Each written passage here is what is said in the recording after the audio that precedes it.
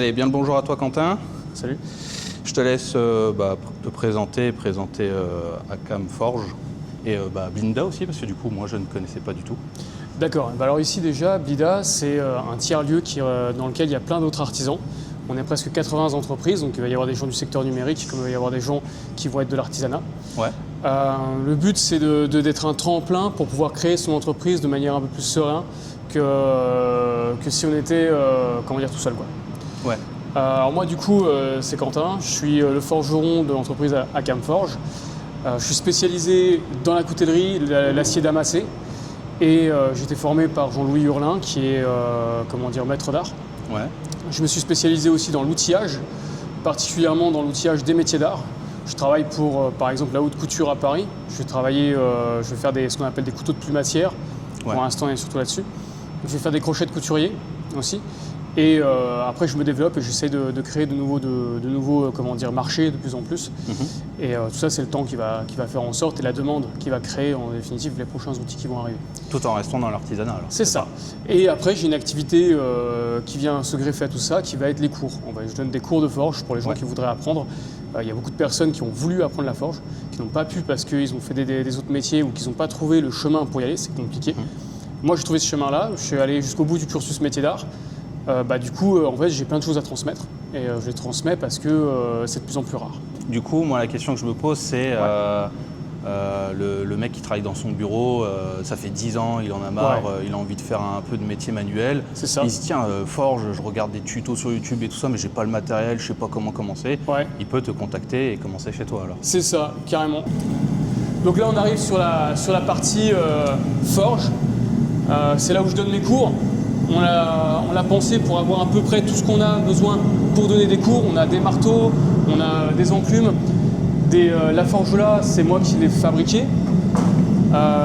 Toutes les enclumes ici ont été restaurées aussi par ma boîte. Le matériel et compagnie aussi, les pinces, certaines pinces ont été fabriquées par moi. Tout ça. Et en fait, tout ça, c'est justement pour travailler dans les cours de manière un peu plus sereine. Et derrière ça, on a en fait des futures cellules qui sont en train de se créer derrière, dans lesquelles il va y avoir d'autres artisans qui vont pouvoir se mettre pour pouvoir venir travailler en fait chez eux. Là, on peut accueillir 2 autres forgerons en fait. Pourquoi avoir choisi de t'installer sur l'atelier à Metz au sein de la communauté d'artisans Blinda du coup? M'installer sur Metz, c'était un désir parce que j'aime en fait l'architecture locale. J'aime le côté Pierre de Jaumont, etc. Quand j'allais sur mes études sur Paris, par exemple, quand je suivais le maître qui m'a enseigné sur Résonance ou des choses comme ça, sur Révélation plutôt, en fait, on partait à Paris, on revenait par le train et c'est vrai que la différenciation, elle est énorme, quoi. On arrive ici, on sait qu'on est à Metz, quoi. Ouais, c'est magnifique, l'architecture, elle est imposante et compagnie. Et aussi le gothique, j'aime beaucoup ça. Le choix a été fait en fait entre l'art nouveau et le gothique, entre Nancy et Metz. Ouais. Je voulais quand même rester dans mon secteur parce que j'aime la Lorraine. Et ensuite après, je me suis dit, est-ce que je préfère l'art nouveau, est-ce que je préfère le néo-gothique? Et à choisir, je préfère le néo-gothique. Voilà. Okay, ouais. Surtout pour ça. Puis après, j'ai collé à l'historique de Metz et tout ça. C'est vrai que je me suis beaucoup inspiré au niveau des couleurs et des formes de ce que je pouvais voir dans le secteur. Ta formation à toi ou tes métiers que tu as fait avant et qui t'a fait venir à la forge, concrètement, ça a été quoi? Alors moi, la forge, en fait, c'était plutôt un rêve de gamin. C'est un rêve de gamin que j'ai pas pu faire parce que, en fait, par mes connaissances, je savais pas où aller, je savais pas quoi faire. Et puis, à un moment donné, on m'a dit oui, est-ce que tu veux apprendre l'ébénisterie? Et j'ai fait pourquoi pas. J'y suis allé, ça m'a mis un pied dans les métiers d'art. Et c'est là où je me suis vraiment aperçu que ce que je préférais, c'était vraiment le métal, parce que je passais beaucoup plus de temps en définitive à affûter les ciseaux à bois qu'à vouloir travailler le bois. Et par la suite, j'ai quitté en fait la menuiserie et tout ça parce que je commençais à m'embêter. J'ai voulu partir plutôt dans la sécurité. Ouais. Changement complètement de parcours parce qu'il y avait une occasion qui s'offrait près de chez moi et il fallait que je voulais travailler. Donc du coup, je suis allé faire agent de sécurité en hôpital psychiatrique. Ah ouais, ok. Et c'est là en fait que j'ai commencé à beaucoup à lire, à m'instruire en fait aussi sur le plan philosophique et psychologique en fait, je voulais comprendre ce que je voyais tout simplement. Je m'intéressais au mal-être psychique. Et puis de la psychologie, je suis passé à la philosophie. Et à un moment donné, je me suis posé la question qu'est-ce que je devrais faire pour être heureux, être sain dans mon esprit. Et je me suis dit, faut que je réalise ce que j'ai toujours voulu faire dans ma vie. Et c'était devenir forgeron. En fait.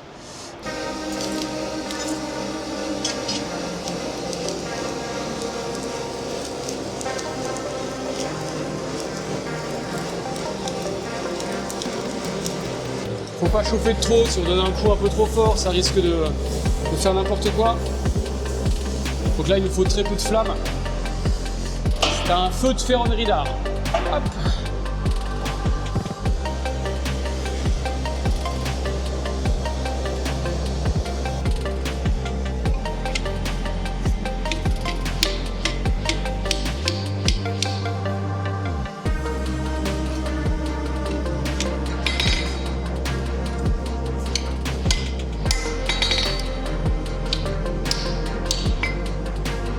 Ouais.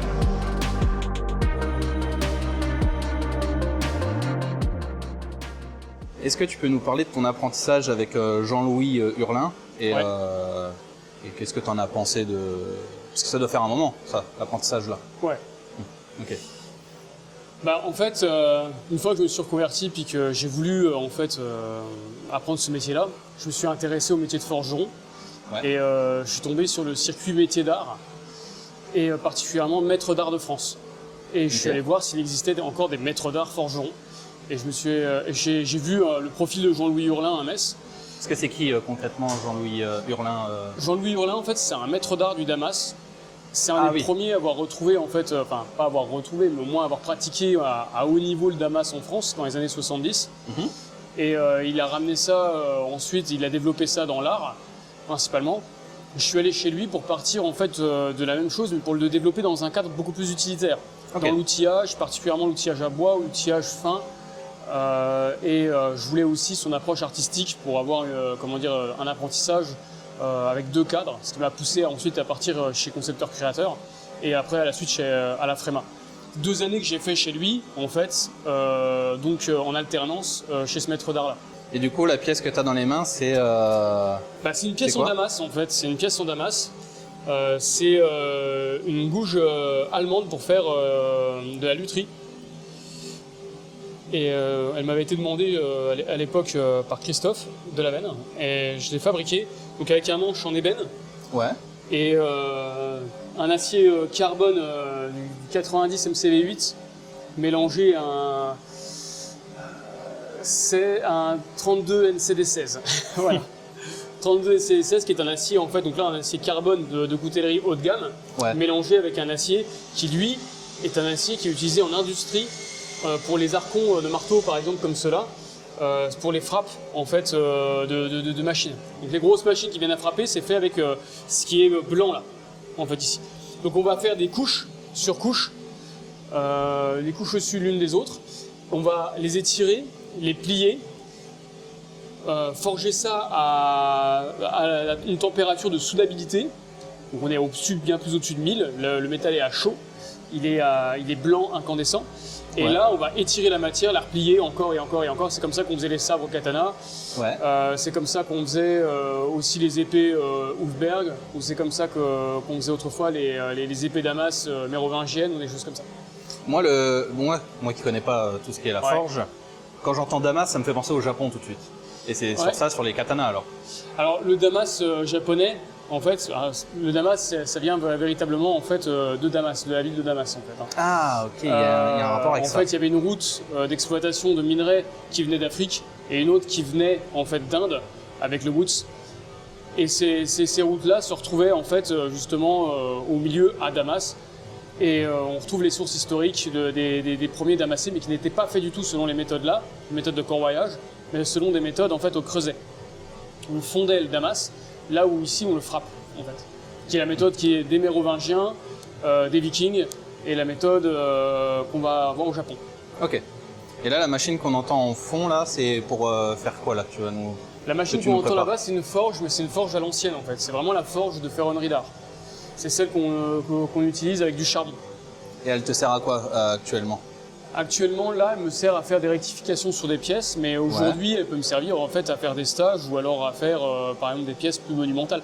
La forge traditionnelle, elle est très bien pour faire des toutes petites zones à chauffer, très intenses, mais aussi pour faire, des zones moyennement larges. Et en termes de pièces, parce que là, c'est utilitaire, comme tu disais, ce genre de pièces-là, et tu fais aussi de l'art, du coup.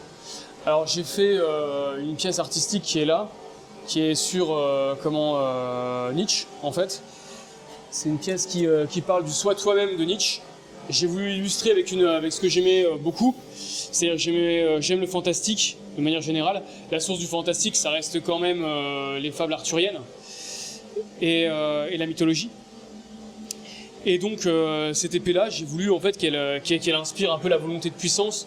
La volonté de puissance pour être soi, comme disait Nietzsche, soi toi-même. En fait, c'est de notre peur. Donc là, on a le plomb, symbolisant en fait la peur à cause de sa toxicité, le poids et sa lourdeur à porter.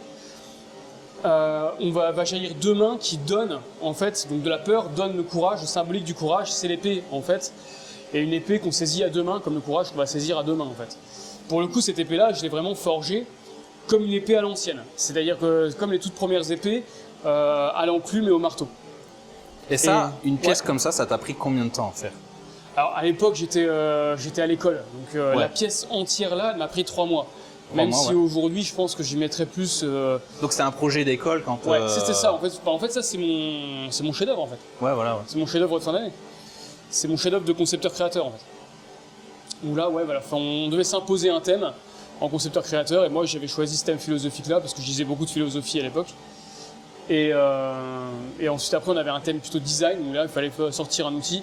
En l'occurrence c'est pas cet outil là que j'ai sorti, c'était un fer à trancher de verrier. Mais il s'avère que à l'usure on m'a plus demandé de faire des objets pour faire le bois et on m'a encore plus demandé derrière des objets pour faire le tissu, bizarrement.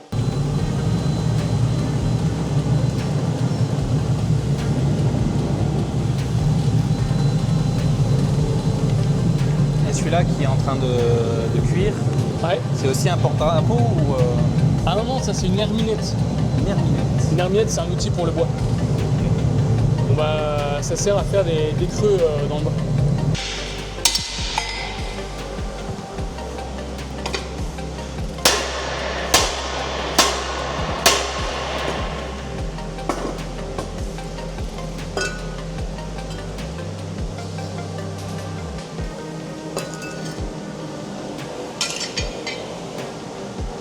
Et à côté là-bas, j'ai une commande aussi pour un porte-drapeau, à 2 porte-drapeaux, qui vont être mis à Metz sur une boutique assez historique. En fait, ça va être sur la droguerie. Et elles seront en façade, comme ça, il va y avoir un drapeau à l'intérieur. Ouais. Je dois faire 2 trucs comme ça pour aller de chaque côté de la façade, du coup, pour avoir 2 drapeaux. Et donc là, on voit, en fait, là, je vais venir en fait étirer encore un peu ici, trancher la matière à chaud, et après, à partir de là, je vais étirer sur les côtés pour faire en fait l'enroulement qui est là.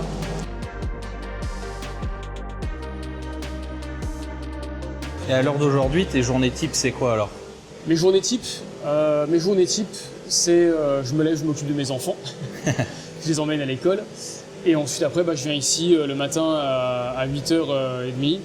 Je fais ma journée avec des petites choses, je commence avec toujours à me lancer avec des petites choses qui traînent, tout ça. Ensuite après, je vais sur des grosses choses, des gros projets, des commandes. Oui, on te commande du coup des projets. On me commande des choses, là, en ce moment, je suis sur les couteaux de plumassière. Donc c'est des couteaux pour tailler les plumes, les duveter, des choses comme ça. On va trouver ça beaucoup dans les parures de robes et compagnie. Et ensuite derrière, je vais refaire en fait le même type de journée où je vais faire des petites choses pour m'avancer sur plein de petits trucs qui traînent à l'atelier. Et ensuite j'aurai un gros focus avec ce qui va m'apporter en fait un peu d'argent quoi quand même. Ouais. Et logique, faut vivre. Et après ma dernière heure de la journée, je la passe à chercher en fin de compte comment essayer d'être plus productif. Je vais ranger l'atelier, je vais aussi améliorer l'atelier, fabriquer des outils s'il y a besoin, refaire des manches s'il y a besoin, m'occuper en fait compte de tout ça et travailler à l'amélioration globale de la métallerie. Et t'es tout seul à travailler alors pour l'instant je suis tout seul. Ouais. Pour l'instant je suis tout seul parce que le truc c'est que le projet il se construit autour de mon projet à moi. Le but in fine c'est qu'il y a d'autres forgerons qui viennent ici. Et parce qu'il y a des réalités en fait dans le métier. c'est compliqué de se lancer. C'est compliqué de survivre quand on est artisan d'art. Et surtout dans le monde du métal où on vient tous plus ou moins commencer en faisant la même chose, c'est-à-dire des couteaux. Et se distinguer dans tout cet univers-là pour créer quelque chose de singulier qui va nous permettre de pouvoir évoluer et créer vraiment une entreprise, c'est super compliqué. Je crois que les estimations qui sont faites, c'est sur 10 entreprises qui se lancent, il n'y en a que 2 qui survivent au bout de 2 ans. Ouais, c'est ce que j'ai entendu parler aussi, ouais.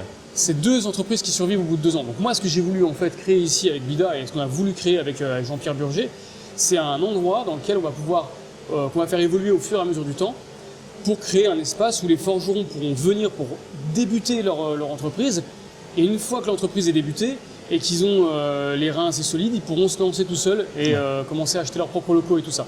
C'est intéressant dans le contexte dans lequel on est parce que le but de créer une infrastructure comme ça, c'est de protéger vraiment l'artisanat d'art. En fait. Ouais. C'est ça. Dont le but de mes vidéos à moi, c'est montrer l'artisanat français. C'est pour ça les métiers, la plupart que je vais faire, c'est surtout l'artisanat. Parce que c'est ce qui m'intéresse et ce qui m'intéresse de montrer surtout. Parce que les gros industriels, ils ont ce qu'il faut pour, pour écraser un peu tout le monde. De moins en moins. Mais ça se perd justement l'artisanat. De moins en moins. Et on croirait qu'on pourrait dire que les industriels nous font de l'ombre et compagnie. C'est pas vraiment vrai en fait. Ouais. Non, pas du tout. En fait, ils ont besoin de nous des fois pour faire des pièces. Et si je sais qu'il y a des forgerons, par exemple en Ardennes, qui fabriquent des pièces pour l'industrie en fait. C'est des toutes petites pièces. Ils ont des marteaux-pilons spécifiques, qui sont des marteaux-pilons simple effet, ou à courroie en fait, ou à plancher. Et ces marteaux-pilons, ils tombent ça fait une énorme masse de 250 kg, voire des fois plusieurs tonnes.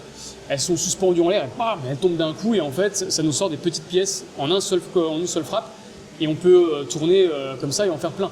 Ça reste quand même de l'artisanat d'art parce que chaque moule est fait selon des commandes qui sont passées par l'industrie et vont être réalisées par le forgeron. Et après, ces moules-là, on les monte sur cette machine-là et on va pouvoir faire plein de pièces à la suite. C'est une autre méthodologie, ça s'appelle de l'estampage.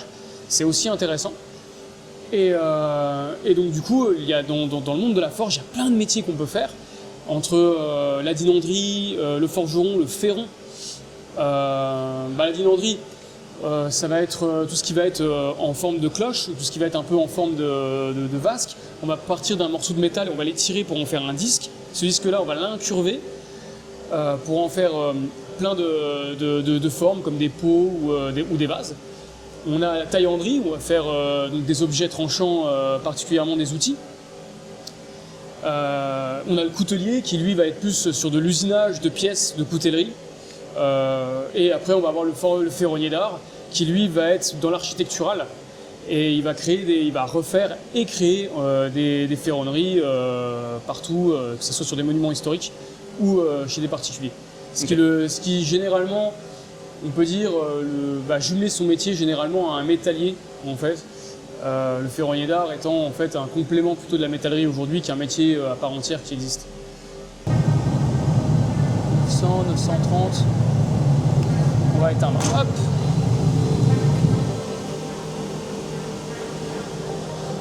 On laisse juste le temps. On n'a pas beaucoup de temps, mais il faut laisser juste le temps. Hop. Hop là.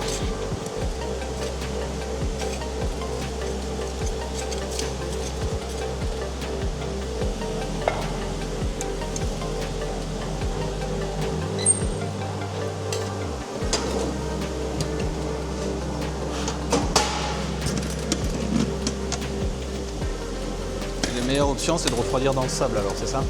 Alors ça, c'est de la vermiculite. La vermiculite, c'est un sable un peu particulier. Il va maintenir la pièce pendant 30 minutes à un idéal de 850 degrés. Ok.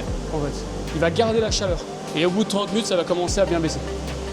Donc il faut vraiment la mettre au fond du bac. Et pour bien qu'elle soit couverte environ de 5 cm partout de vermiculite. Et là, la vermiculite va pouvoir vraiment garder la chaleur pleinement de la pièce. C'est-à-dire que là, elle est encore orange en fait actuellement. Là.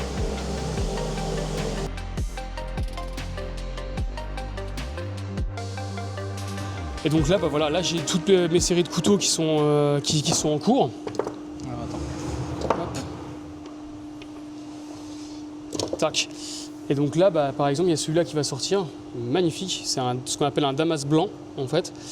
Donc le damas blanc, c'est un damas de nickel pur avec du fer pur. Et le fait de mettre de l'acide nitrique dessus, en fait, on a des séparations qui se font, mais on n'a pas de couleur noire qui arrive.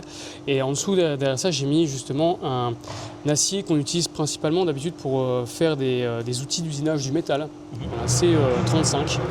Donc il va faire, lui, il va devenir complètement noir par contre. Et on va avoir vraiment une différenciation. Alors là, ces couteaux-là, je les ai faits sur le thème de Metz, avec une des matières les plus blanches que je connaissais et une des matières les plus noires que je peux travailler pour l'héraldique de Metz. Et de l'autre côté, j'ai pris une autre matière qui va être de l'ébène, mais il y a une autre matière que j'aime beaucoup qui est celle-là, c'est du morta en fait. Le morta, c'est un chêne des marais en fait, qui a été pétrifié dans les tourbières. Et on en trouve dans les Hauts-de-Vosges. Ok. Et donc, une fois que... On aura donc... ça, c'est une lame qui est forgée, en fait, entièrement forgée, décalaminée au marteau. Et là, on a une lame... et donc, on va avoir deux types de lames, un blanc, un noir, pour l'héraldique de Metz, quoi. Ok. Et là, je vais faire un autre damas bientôt, un damas complètement plutôt noir, en fait, et gris, qui va venir contraster avec celui-là pour avoir vraiment le damas noir et le damas blanc, quoi. Alors ça, c'est des couteaux à duveter, en fait. C'est, une fois qu'ils seront assemblés, parce que là, je suis en train de faire l'assemblage, après, je vais venir usiner, une fois que j'aurai percé. Une fois qu'on a le manche, on va aller travailler la plume, en fait. Donc c'est très doux, en fait, ici. Tu vas voir que ça coupe pas du tout, en fait. C'est vraiment tout doux. Okay. Et le but, c'est de duveter les plumes, en fait, d'arriver dessus un peu comme les plumes d'autruche énormes, les plumes rouges là. Et ensuite, à côté, on va avoir les couteaux là, qui sont eux, en fait, des couteaux de plumassière. Et les couteaux de plumassière, je vais peut-être éviter de les enlever. Si, allez. On va les enlever. Hop. Eux, par contre, ils sont ultra tranchants, en fait. C'est fait pour couper, en fait, les plumes et sculpter, sculpter, en fait, les plumes. Et ils sont... c'est des rasoirs, quoi. Ouais, ok. Donc là, tu joues pas avec, quoi. Non, tu joues pas avec. Là, c'est pour ça que je les mets tous dessus, parce que là, ils sont vraiment affûtés pour pouvoir couper, en fait, les plumes en l'air, comme ça, pouvoir les sculpter, quoi, en fait. Okay. Et comme aussi à côté, pouvoir faire des choses qui sont au millimètre et compagnie. Donc là, ce que je suis en train de faire aussi, c'est de faire, après le blanc et le noir, et puis quelques couleurs que j'avais envie de faire, je suis en train de passer sur du mirabellier, en fait.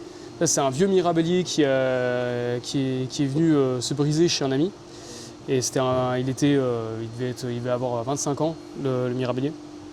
On l'a découpé en morceaux.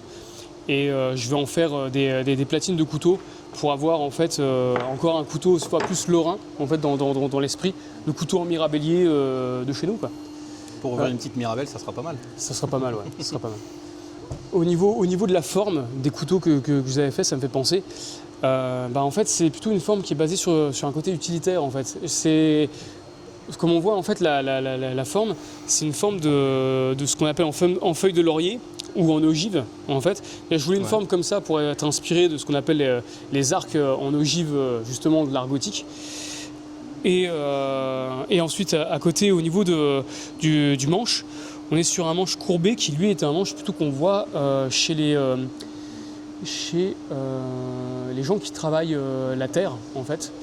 Donc le côté pointu, c'est plus pour rentrer à l'intérieur de la terre et venir couper des racines ou des choses comme ça. Et le manche qui va être légèrement arrondi ou courbé, c'est plus un manche qui est fait pour les bergers, en fait, à la base. Et donc du coup, j'ai voulu un couteau assez campagne, assez nature, assez paysan, en fait. Mais pour ce côté un peu la Lorraine. Et puis ensuite à côté, derrière ça, les couleurs un peu régionales. Et avoir en plus ce côté, très métier d'art, c'est-à-dire le bel objet qui est bien dessiné, contemporain de notre époque et tout ça. Et réussir à faire un mix des deux pour avoir quelque chose de très joli. Et donc les couteaux que tu as là, c'est quoi? C'est des commandes ou c'est des couteaux que tu fais toi pour vendre après? Ça, c'est des couteaux que je fais moi pour vendre cet hiver à la boutique de Blida. Ah ok, parce que vous faites une boutique ici, sur les locaux. Non, on fait une boutique au centre-ville de Metz. Ah, au centre-ville de Ouais, Metz. il y a une boutique qui va être mise, ce qu'on appelle une boutique éphémère, et donc du coup il y aura mes couteaux qui seront là-bas. Et donc il y Quand il y a aura. le marché de Noël, non? C'est ça, ouais, c'est l'équivalent d'un marché de Noël, mais sauf que Ouais. là c'est en intérieur, c'est dans des locaux spécifiques qui sont pris pour Et ça pour se ça. passe quand, ça? Ça commence, me semble-t-il, mi-novembre. Mi-novembre. Ok. Mi-novembre, ouais, ça commence mi-novembre. Et puis après, là on a des couteaux forgés à la main. Donc on le voit, on voit bien le brut de forge qui est encore là-dessus. C'est la calamine qui a marqué quand j'ai frappé avec le marteau, avec mon petit logo dessus. Celui-là j'aime beaucoup, la calamine est venue se poser d'une certaine manière, j'ai frappé dessus, ça l'a emprunté, on voit vraiment que ça fait, on voit vraiment les marques de marteau, je l'apprécie beaucoup celui-là. Je l'apprécie beaucoup. Je pense que je vais mettre un bois d'ébène ou un truc comme ça dessus.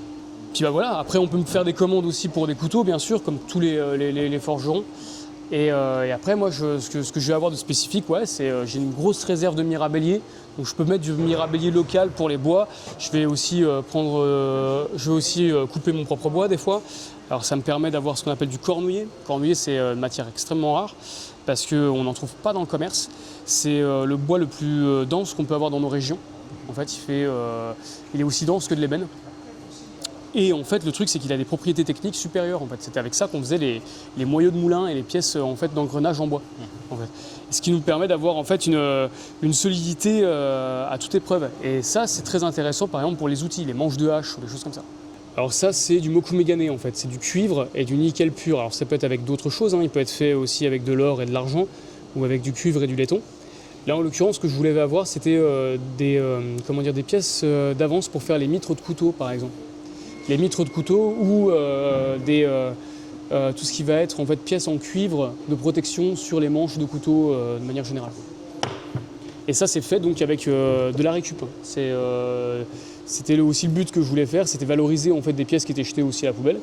Donc là on a du cuivre qui est utilisé plutôt dans la plomberie.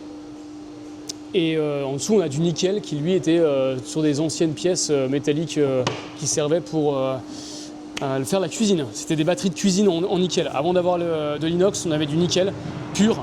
Et il s'avère que ce nickel est tellement pur qu'on peut l'utiliser pour faire de la coutellerie.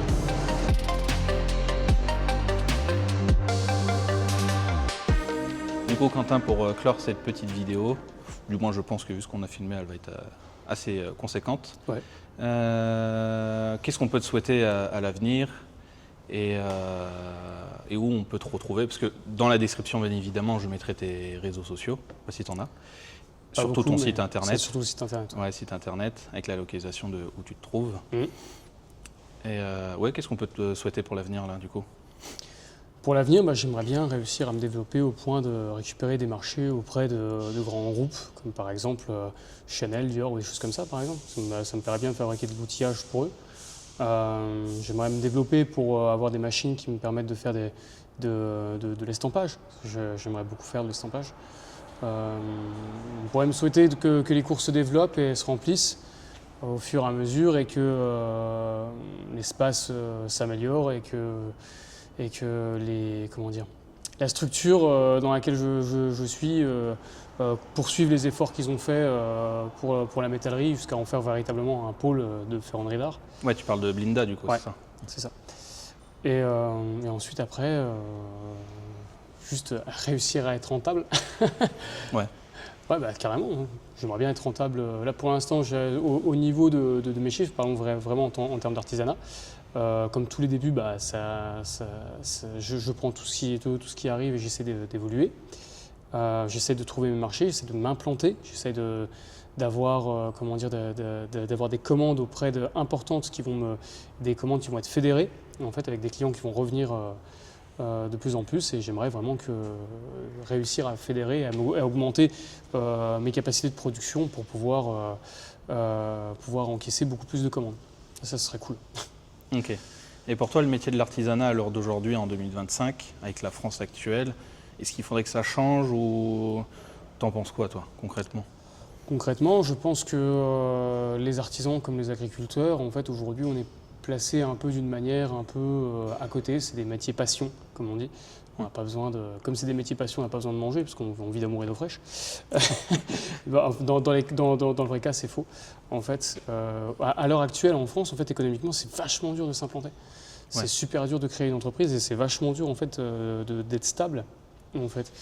Et des fois, c'est des coups de pression, etc. Alors, il y a un côté positif derrière ça, c'est qu'après, on apprend, en fait, on devient plus fort, on arrive à encaisser plus facilement en fait les coups durs. Mais d'un autre côté, franchement, les gens qui sortent des métiers d'art aujourd'hui, qui vont pas avoir les formations de concepteur-créateur ou comme j'ai eu à la FREMA en transmission d'art et d'excellence, franchement, en sortant de CAP, je leur recommande fortement d'aller faire des formations en fait, pour se former à gérer une entreprise. Parce qu'ils n'ont pas les bases en fait, pour pouvoir gérer économiquement une entreprise. Et il y a de la comptabilité en plus à faire à côté. Il faut travailler avec l'URSSAF, il faut travailler aussi pour son marketing. Des choses qu'on n'apprend pas à l'école. Et ça, pourtant, en fait, c'est 50% du métier d'artisan, quoi. Ouais, parce qu'il y a tout le côté administratif qui est quand même assez conséquent et lourd, alors, c'est ça, même puis, pour une petite structure. Ouais, complètement. Et c'est lourd. Et puis ensuite, à côté, il faut aller chercher le client. Le client, il va pas. Aujourd'hui, on a besoin de. Le marché de l'artisanat d'art, c'est un marché du luxe, aujourd'hui en France. Du moins, c'est un secteur en fait, qui se développe autour du luxe. Et donc, du coup, il faut aller chercher la clientèle.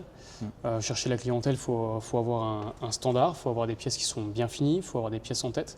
Il ne faut pas trop aller à droite et à gauche. Quand on a un filon qui fonctionne, il faut aller sur ce filon-là. Et après, on ira après sur d'autres choses. Mais quand on a quelque chose qui arrive, comme moi, les outils de la haute couture, je ne m'y attendais pas. Je voulais faire des outils pour le bois. En fait, c'est arrivé. Et puis, en fait, ça a l'air que j'aime plutôt bien faire ça. Et je l'accepte. Et puis après, voilà, j'évolue, je grandis et puis et ainsi de suite, quoi. Ok. Je ne sais pas si ça répond à ta question, mais en gros, c'est difficile. C'est justement, c'est bien de poser cette question parce que tout le monde déjà n'a pas le même point de vue. Ouais. Et je trouve quelqu'un qui travaille et qui fait vraiment un métier, parce que c'est beau de parler sur Facebook ou sur les réseaux sociaux, mais des fois c'est des gens qui font pas ces métiers-là en fait. Et qui vont dire oui, si, ça va très bien, arrêtez de vous plaindre. Mais non, en fait, non. On va pas se plaindre pour les personnes en fait qui sont, qui sont déjà posées en fait. Qui ont déjà des beaux contrats et qui sont déjà implantés avec nous. Alors c'est sûr, les taxes et compagnie augmentent et tout ça chaque année, mais quand on a du travail, c'est déjà ça. Et ensuite derrière, ça par contre, pour se lancer, là en France c'est compliqué. C'est-à-dire que moi, je déplore dans les formations qui sont données dans les spécialisations des métiers d'art, le manque justement de tout ce qui va être entrepreneuriat et business. Qui est lourd à porter et tout le monde ne peut pas faire d'abord une école de business et ensuite après passer dans l'artisanat d'art ou faire l'inverse. Et pourtant c'est nécessaire d'apprendre du business parce que oui, il y a du marketing à faire, oui, il y a de la gestion économique à faire. Et de la qualité de production en fait. Et de la qualité de production, c'est-à-dire créer un objet, faire en sorte qu'il puisse être mis sur un marché, être rentable avec cet objet-là, donc rentrer dans des objectifs de productivité.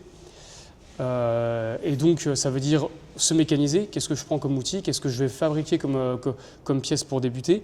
Je ne peux pas aller sur des choses trop grosses parce que fatalement il va falloir au début que j'achète peu de matière, donc on ne va pas partir sur quelque chose qui est trop énorme, ainsi de suite, quoi. Et après une fois que je peux encaisser un plus gros objectif, je passe à plus gros en fait.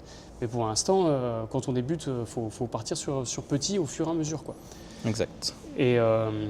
Et aujourd'hui, ça, c'est des choses qu'on apprend sur le tas.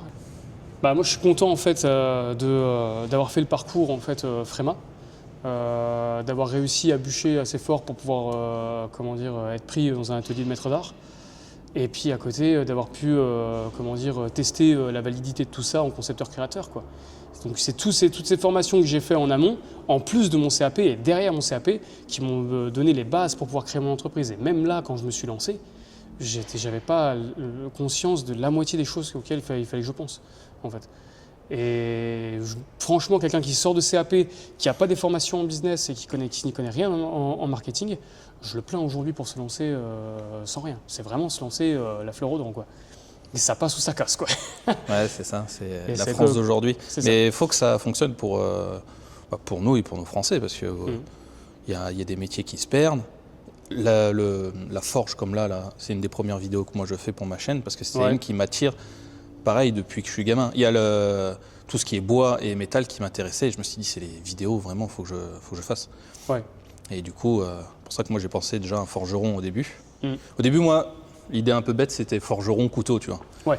Mais non, forgeron, c'est beaucoup plus de choses. C'est vaste, forgeron. C'est vraiment, ça peut être de la pièce industrielle comme du couteau, comme ça peut être de l'outillage ou de la ferronnerie d'art. Ou même, limite, on peut faire des toutes petites pièces pour la sculpture ou des choses comme ça, quoi. Exact. Je travaille pour des designers. Quand je travaille pour des designers, en fait, c'est des sculptures en bronze et c'est moi qui vais faire l'intérieur des sculptures pour les maintenir en place dans des fois des pièces design qui vont être un peu alambiquées avec des tout petits pieds qui vont devoir maintenir des très très grandes tables. Et là, par exemple, il va falloir que je crée une structure interne à tout ça qui ne soit pas visible. Qui soit pas visible, exact. Et qui ait toutes les compétences techniques derrière pour que ça soit solide et qu'on puisse s'appuyer dessus sans que la table bascule, quoi. Ouais. Sinon, ce serait un petit peu embêtant. C'est littéralement un vrai contrat que j'ai fait pour une table qui est partie à Zurich. Et on a mis un bon mois en fait, à plancher sur le sujet de l'assemblage et la table, quoi. Ok. Ouais. Et ben, on a réussi. C'est super. Okay. Et je te remercie à toi. Je te souhaite le meilleur. Je te remercie. Et puis, j'essaierai de passer à la boutique éphémère de Binda, c'est ça? Ça marche. Sur Metz, pour refaire une petite vidéo, mettre sur les réseaux. Ok. Et puis, je mets tous tes liens en description, bien évidemment. Et des personnes qui voudraient des cours avec toi. Ouais. Du coup, tout est bien renseigné sur le site pour qu'ils puissent prendre rendez-vous, quoi. Ça marche. Parce que, en gros, les cours, tu les fais quelqu'un qui travaille et qui veut venir en cours chez toi. Ouais. Je sais que tu lui expliqueras, mais pour la vidéo, ça se passe quoi? En semaine, en week-end? Alors, on peut me retrouver déjà sur plusieurs sites. Je suis sur Weekendoo et je suis sur mon site web. Pour les stages, en fait, ça varie. Certains stages sont en week-end, certains stages sont en semaine. J'ai fait en sorte de bouger un peu les dates un peu en permanence pour pouvoir laisser les gens en fait, s'organiser et prendre la période qui leur plaît le plus. Et après, il y a des stages un peu plus spécifiques. Si on veut m'appeler pour un stage spécifique et que je donne un devis derrière ça pour des gros stages, par exemple des masterclass ou choses comme ça, mais là, je m'arrange avec la personne pour la faire venir quand elle a envie. Quand elle a envie, ouais. Ok. Ouais, t'es flexible du coup. Ouais, pour les stages, je suis assez flexible. Ok. Eh ben, merci à toi alors.